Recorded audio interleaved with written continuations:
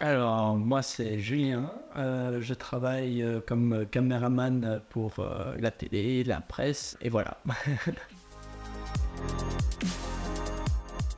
J'ai mon parrain qui est dans le milieu de l'audiovisuel et qui, lui, travaille en tant que caméraman, mais sur des films. Il m'a donné un peu l'envie de travailler dans le milieu de l'audiovisuel. Ce qui est assez marrant, c'est que lors de ma naissance, il était direct arrivé en disant oui, il sera caméraman. Ben voilà, maintenant je le suis, donc voilà.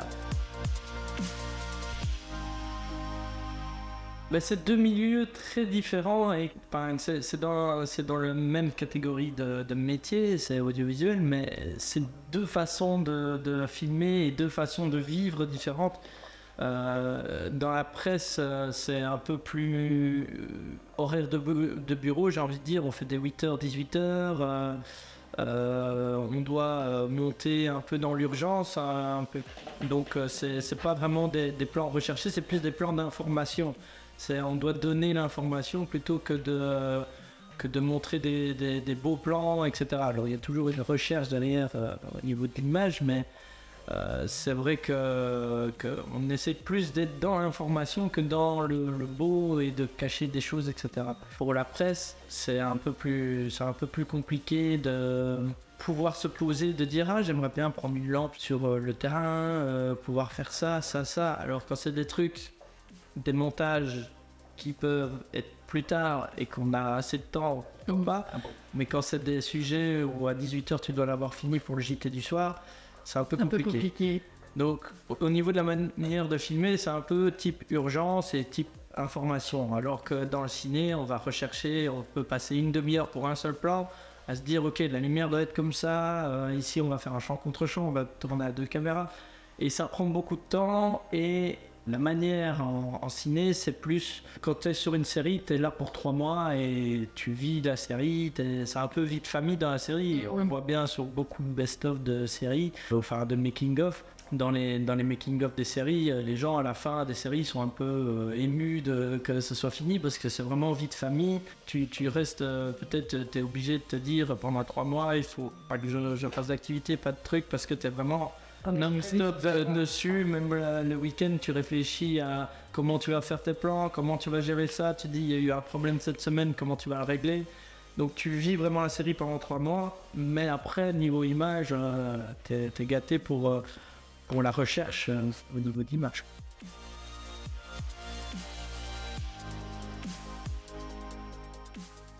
J'avais fait un peu de ciné, mais c'est vrai que en fait, le milieu du ciné, ça marche surtout au niveau du réseau. Créer ce réseau moi-même, de devoir téléphoner à des gens, c'est assez compliqué. Alors que ici, avec la presse, j'ai fait mes stages là-bas. Ils m'ont direct pris pour une séance d'essai, etc. Ils sont toujours en recherche de techniciens tout le temps. Ils sont toujours à la recherche d'indépendants, etc. Donc eux, dès que tu leur demandes, ils sont là en mode ok, viens, on fera des tests avec toi. Et donc ils te lancent sur le terrain. Enfin, ils te lancent sur le terrain après certaines semaines où tu as suivi des équipes.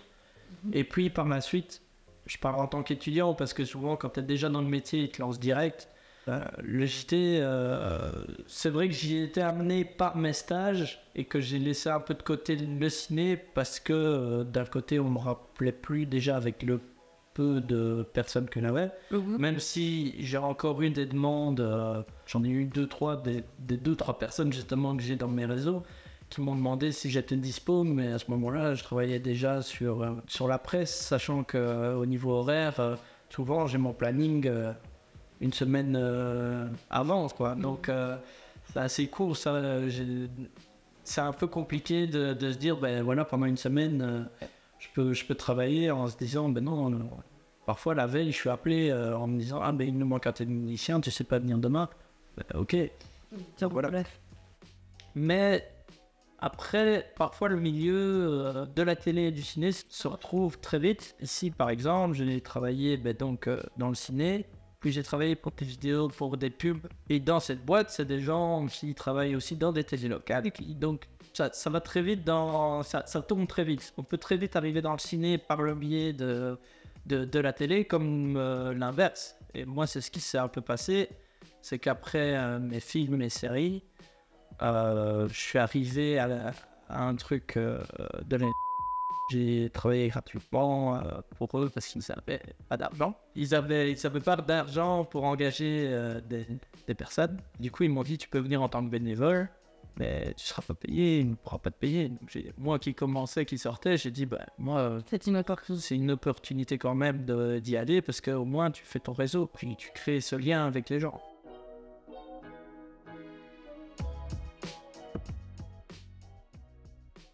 Ici, il y a 2 types de journées. Il y a vraiment quand je travaille le week-end et quand je travaille la semaine. C'est 2 façons de faire différentes, on va dire. Quand je travaille la semaine, j'arrive au matin vers, je crois que c'est 9h30 mon heure où je dois arriver. La plupart du temps, c'est 9h30, mais il est possible d'arriver aussi à 8h30. Donc, je vais plutôt parler de 8h30 parce qu'il y a le petit truc en plus. Parfois, on te demande d'aller à la réunion des journalistes pour la réunion rédac du matin pour voir un peu le topo de la journée, les événements qui vont se passer et où on va aller filmer. Et donc, tu arrives au matin pendant la réunion, tu as le rédacteur en chef qui parle en disant voilà, aujourd'hui il y a ça, il y a ça, il y a ça, il y a un tel qui fait une conférence de presse, il y a ça qui ouvre. Donc, voilà, il répartit les événements aux journalistes. Et en fait, mon rôle ici dans cette réunion, c'est de prendre un papier et de dire ok, aujourd'hui, un tel travaille avec un tel. Donc, c'est toi qui refais le planning de la journée quand tu arrives à 8h30. Cette réunion commence à 9h et vers 9h15, elle se finit. Ça dépend aussi des journées et ça dépend de ce qu'il y a à discuter. On rentre dans le local technique. Par la suite, donc là, tous les techniciens attendent un peu. On leur explique en disant tu travailles avec un tel, vous allez au matin à Marcivelle et l'après-midi au Pave, etc. Donc on fait la répartition un peu du matos, des personnes et des sujets à faire. Je suis obligé de prendre une caméra, de recheck tous les réglages de ma caméra pour vraiment régler comme moi j'ai envie de filmer. Donc je prépare ma caméra, les micros. Parce que voilà, j'ai 2 micros, j'ai le micro à main et sans fil et le micro filaire en cas de panne des batteries, le pied de caméra, une lampe à accrocher sur la caméra pour les interviews et voilà, ça, la carte, formatage. Après, par la suite, que la journaliste ou le journaliste arrive dans le local technique, il dit c'est l'heure qu'on part, donc on part sur le tournage, on prend la voiture, on y va, on arrive sur place, et là, ça dépend des événements, mais soit on fait les interviews avant, et les images après, soit des images, ça dépend à chaque fois d'un peu comment se passe la journée, comment se passe l'événement, comment les gens sont disponibles pour les interviews, mais la plupart du temps, le plus simple en tout cas, c'est de faire les interviews d'abord et puis les images. Pour illustrer ce qu'ils disent dans leur interview, c'est plus facile de savoir ce qu'ils ont dit dans leur interview que de faire toutes les images et de te dire en fait on parle pas de ça. Donc en ayant fait toutes ces images, en ayant fait les interviews, les images vraiment comme je disais tout à l'heure, des images d'information, donc ils vont te parler de l'inauguration d'un pont, tu vas faire l'inauguration d'un pont, tu vas montrer la personne justement en interview, tu vas faire les plans d'elle, ses yeux, ses mains, vraiment pour avoir des plans qui illustrent, si on parle de, voilà, un tel a construit le pont, paf, il faut des images de la personne qui a construit le pont qui ouvre, je sais pas, ils ont peut-être mis un ruban où ils vont couper pour, voilà, on montre ce genre de choses, on reprend la voiture, on rentre à la télé, à ce moment-là, on a un ordi qui est assigné en fait à l'ingest des images. Ce qui veut dire que en fait on met la carte de la caméra à l'intérieur et ça les rushs, donc tout ce qu'on a tourné part dans un réseau qui part dans toute la télé. Ça dépend de combien de temps tu as filmé, mais on va dire 20 minutes, ça peut prendre 5 minutes pour se mettre dans tout le réseau. Pendant ce temps-là, on peut aller dans une salle de montage, où là, dans la salle de montage, on va préparer le projet sur Adobe Premiere, donc vraiment mettre ses propres raccourcis. On a tous chacun un peu des raccourcis différents. Parce qu'il y en a, ils ont travaillé avec plein de logiciels qui font qu'ils n'ont pas les mêmes raccourcis que Adobe Premiere et donc ils changent. Donc, préparer un peu le projet avec ses propres raccourcis et vraiment enregistrer le projet dans le bon dossier, retrouver les rushs qui ont été ingest dans tout le réseau. Soit on est vraiment pressé, mais moi je le fais de manière générale, mais je peux faire un pré-montage des images.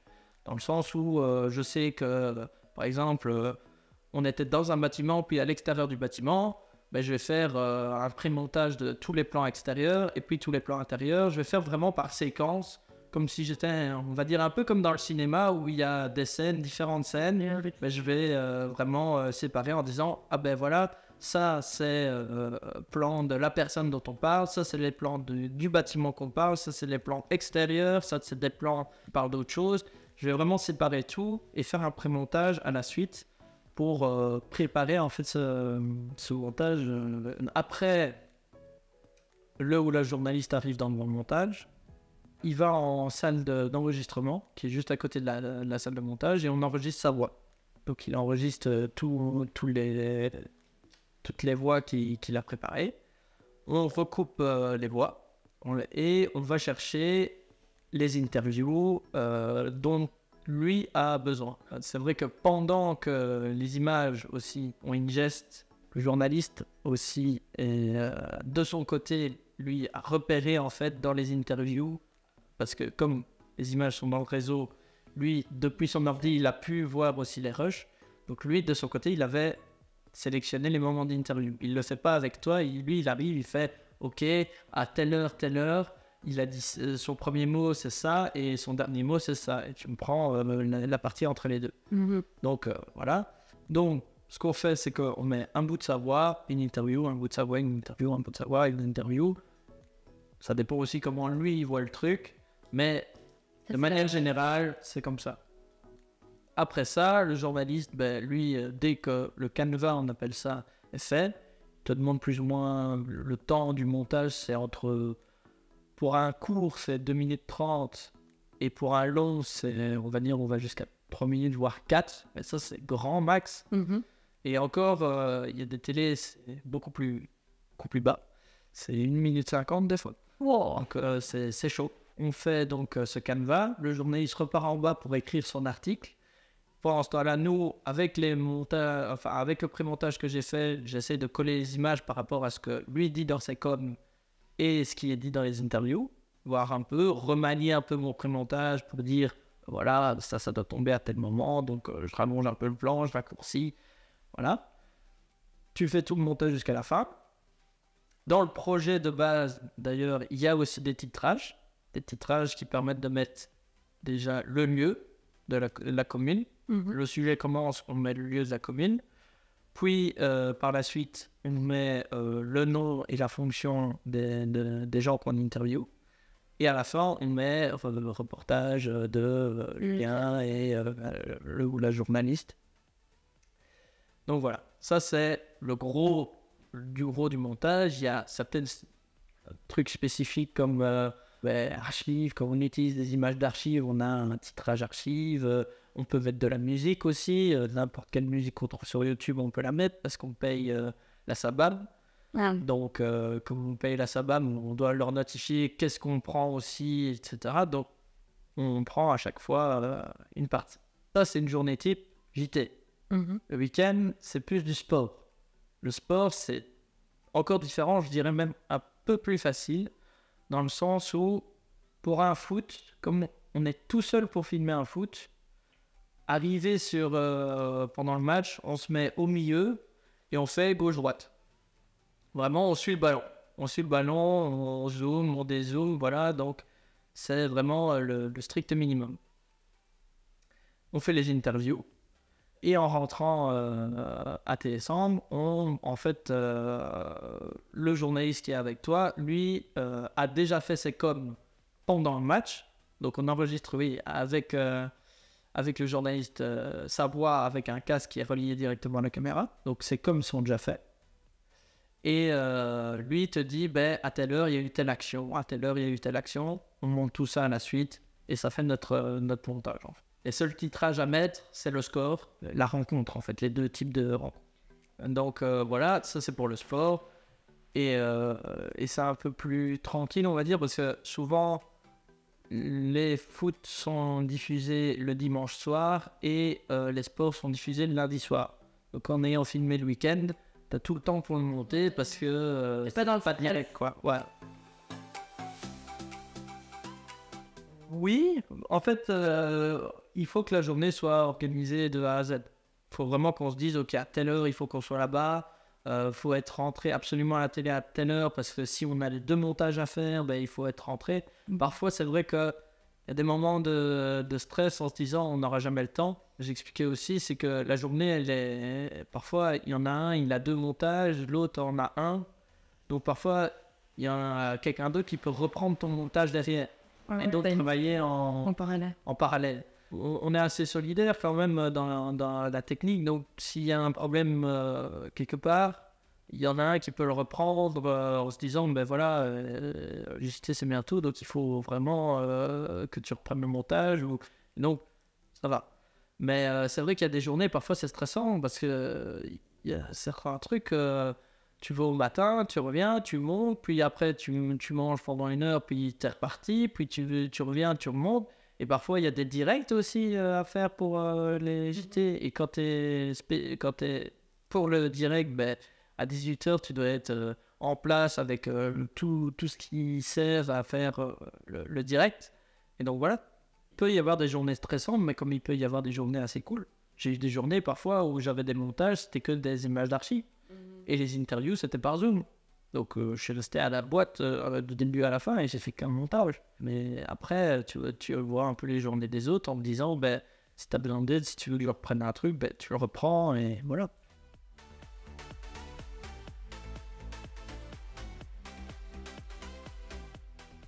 Ça arrive assez régulièrement, mais ça arrive surtout dans des sujets. On essaie de voir les sujets principaux, ceux qui sont vraiment importants à mettre dans les JT. Ça, c'est vraiment la priorité.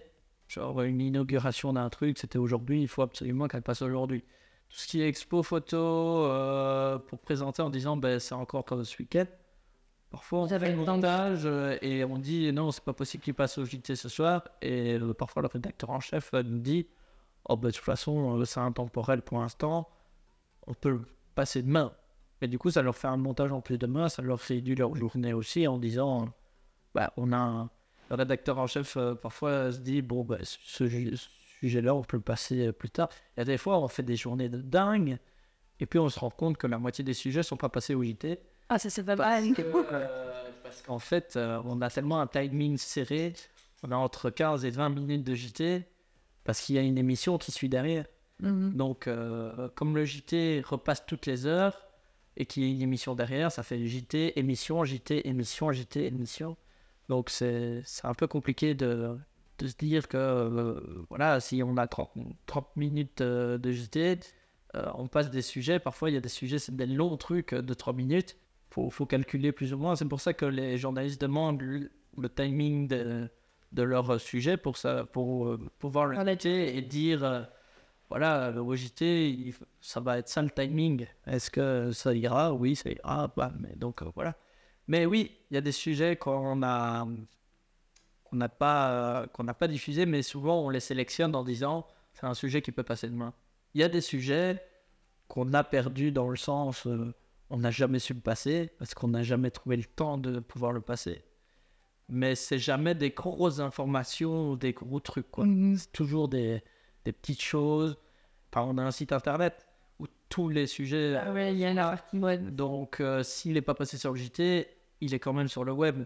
Et parfois, il est publié sur Facebook aussi. Donc, il n'est jamais vraiment perdu. Il est toujours là. Mais c'est vrai qu'il y a des fois, on ne le passe pas au JT à 18h, même si on l'a tourné ce jour-là. Des sujets que j'avais fait une semaine avant et qui sont passés une semaine après.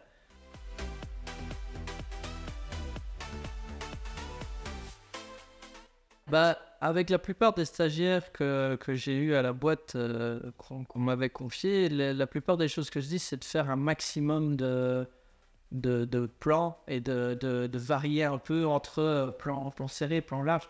ce que je faisais au début quand je suis arrivé, c'est vraiment varier dans les plans. Et parce qu'on ne sait jamais quand... Ici, l'avantage, là où je travaille, c'est que c'est nous qui montons les sujets. Dans d'autres télés, souvent, c'est le journaliste qui monte ou un monteur assigné. Et ils n'ont pas forcément la même vision des choses que toi, tu as au moment du tournage. Donc, c'est vraiment de faire un max de choses. Je sais bien qu'il y en a qui n'aiment pas trop avoir trop de matière. Mais moi, je préfère toujours en avoir quand même trop que le juste ou pas assez. Et donc, j'essaye vraiment... J'ai perdu un peu ça durant le temps parce que comme je sais que c'est moi qui monte et que je sais ce que j'utilise pas, je commence à réduire. Mais pour les débuts, vraiment faire un max de choses. Et comme ça, même si c'est toi qui le montes, tu pourras voir un peu aussi ce qui marche pas, ce qui ne fonctionne pas, ce qui pourrait fonctionner pour du JT. Faire des plans vraiment... des plans serrés sur un objet, avoir le flou derrière et puis repasser devant, enfin faire les yeux, les mains, faire un champ contre champ, après un plan large, plan serré, vraiment faire le strict minimum et d'essayer de trouver des choses à faire en plus pour pouvoir compléter ça. Ça, c'est un des points, je pense, qui est quand même assez important parce que souvent ce qu'on entend, c'est quand on prend le montage de quelqu'un, tu te dis ah, j'aurais bien aimé un plan comme ça, c'est dommage qu'on ne l'ait pas, et parce qu'il parle de ça, etc. Ça arrive assez régulièrement, ce genre de choses. Mais je crois que c'est le max de trucs. Faire un max de trucs, même si ça prend du temps, essayer de prendre le temps à ça, tout en restant sur un temps raisonnable aussi, parce que c'est du JT, il faut aller vite.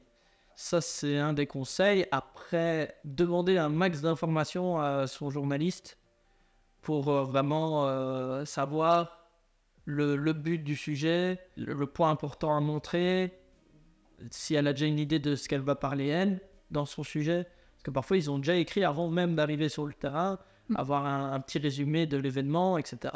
Même j'ai certains journalistes qui viennent vers moi et qui me demandent ah tu pourrais faire un plan de ça parce que je vais essayer d'en parler, et boum, tu fais pas mal de plans par rapport à ça. Vraiment, c'est vraiment un travail d'équipe, donc essayer de voir avec son journaliste en disant voilà, on va voir qui, il faut voir qu'est-ce qu'on vient voir, comment ils veulent tourner le sujet, comment ils veulent montrer un peu l'information, c'est tout ça, et trouver vraiment des petites techniques pour se faciliter la vie et avoir une rapidité pour monter, quoi. Je crois que c'est les points importants.